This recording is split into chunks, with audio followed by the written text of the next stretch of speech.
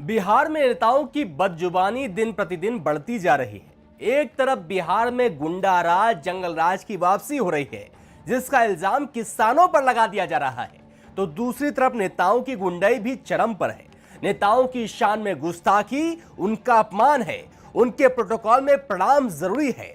अगर नेताजी आपको फोन करते हैं और आप प्रणाम नहीं करते हैं तो जूता खाने के लिए तैयार रहिए। जी हां, अभी मनेर से आरजेडी विधायक भाई वीरेंद्र का ऑडियो वायरल हुआ था, जिसमें वो अपने ही क्षेत्र के पंचायत सचिव को जूता से मारने की धमकी दे दिए थे। लेकिन अब सीतामढ़ी से जेडीयू सांसद का ऑडियो वायरल हुआ है, जिसमें वो जनता को झाड़ दिए। आपको बता दें कि सांसद जी के अंदर कोई संवेदना नजर नहीं आ रही है।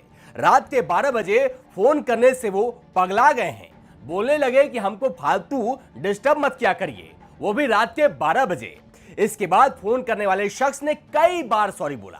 इसके बाद भी सांसद साहब भड़के रहे और बिहार के लोगों को गाली देकर कहने लगे कि बिहार के लोग इतने रद्दी आदमी हैं, हमको दिन भर शिकायत के लिए फोन करेगा, हमारे साथ ये हो गया, हमारे साथ वो हो गया, बलात्कार हो गया, वो उठाकर लेके चला गया, ये उठाकर लेके चला गया। इसके बाद फोन करने वाले ने फिर से माफी मांगा और कहता है कि सर हम आपके वोटर हैं, पहली बार आपको फोन किए हैं।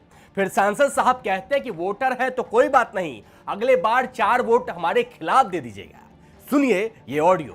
रात के 12 बजे दिन दिन भर यही फोन आता है, दिन भर 24 घंटा। रद्दी बिहार का आदमी है, रात दिन भर यही फोन करेगा। हमरा ई तंग कर रहा है, हमरा ऊ मार रहा है, हमरा ई बलात्कार कर गल, हमरा घर के ओकरा उठा के ले गेल, एकरा उठा के ले गेल, इतने फोने आता है। जी ना, यही तो बिहार हम तो सॉरी बोले जी सर, हम पहले बार फोन कर लिए अपने के। नहीं कीजिए ना, आप होशियार आदमी दिखते हैं हमको। जी रात में 12 बजे फोन करने का भी जगह है, समय है इसका। अपने के वोटर थी सर हम। कोई वोटर है तो क्या वो भैया अगले बार 4 को वोट मेरे खिलाफ दे दीजिएगा। नहीं सर, नहीं, मेहरबानी कीजिएगा, 4 वोट मेरे खिलाफ दे दीजिएगा। अब आइए पात्र परिचय भी कर लेते हैं। ऑडियो में जो सांसद महोदय हैं उनका नाम देवेश चंद्र ठाकुर हैं। वो बिहार सीएम नीतीश कुमार की पार्टी जेडीयू से बिहार सीतामढ़ी लोकसभा क्षेत्र के सांसद हैं और बिहार विधानसभा परिषद के पूर्व अध्यक्ष भी रह चुके हैं। वहीं बिहार सरकार में आपदा प्रबंधन विभाग के कैबिनेट मंत्री के रूप में भी कार्य कर चुके हैं।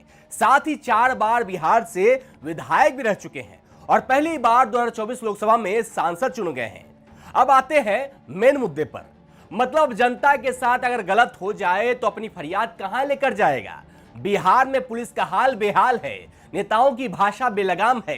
कोई सूत्र को मूत्र कह देता है, कोई विधानसभा में कहता है कि गीला हो जाएगा, गंदे इशारे करता है, कोई कहता है कि जूता निकाल कर मारेंगे।